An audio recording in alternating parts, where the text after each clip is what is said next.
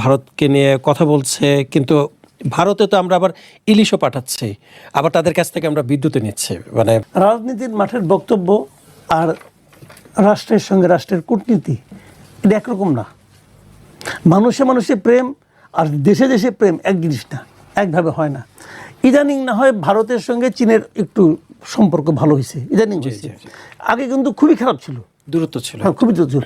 যখন খুবই দূরত্ব ছিল সম্পর্ক, ধরুন আজকে থেকে 1 বছর আগে, 2 বছর আগে, যখন নাকি চীনের সঙ্গে ভারতের মারামারি কাটাকাটি একদম, তখনও ভারত সবচেয়ে বেশি পণ্য আমদানি করতো চীন থেকে। আপনি খবর নিয়ে দেখেন, সবচেয়ে বেশি আমদানি করতো চীন থেকে। তার মানে কূটনীতি আর রাজনৈতিক বক্তব্য এক না রে ভাই। এই যে আমাদের এই সরকারটা ক্ষমতায় আসছে, কিন্তু যে হাসিনা দেশ বিক্রি করে দিয়েছে এই কথা বলার মাধ্যমে, হাসিনা ভারতের সঙ্গে গোপন চুক্তি করছে, দেশ বিক্রির গোপন চুক্তি করছে, বলছে না? এই জন্য অভিযোগ দিতে আসছে, উঠেছিল। আচ্ছা, তো ক্ষমতা আসছে 1 বছর হয়ে গেছে, 1 বছরে কয়টা চুক্তি বাতিল করছে ভাই বলেন তো আমাকে? কয়টা চুক্তি বাতিল করছে এ পর্যন্ত? তো এটা হলো কি মাঠ গরম করার জন্য। আমাদের সমাজে কিছু লোক আছে, এরা মনে করেন এগুলো শুনতে ভালোবাসে, হাসিনার বিরুদ্ধে আন্দোলন করতে, মানে আপনার ইন্ডিয়ার বিরুদ্ধে, ভারত বিরুদ্ধে আন্দোলন করতে পছন্দ করে। তারা মনে করে যে এটাই আমার দেশ, মানে আমরা মানে স্বাবলম্বী হয়ে গেলাম। আজকালকার দিনে বুঝছেন, এই পৃথিবীতে এক দেশের সঙ্গে কোনো পৃথিবীর কোনো দেশ একা একা বাঁচতে পারে না।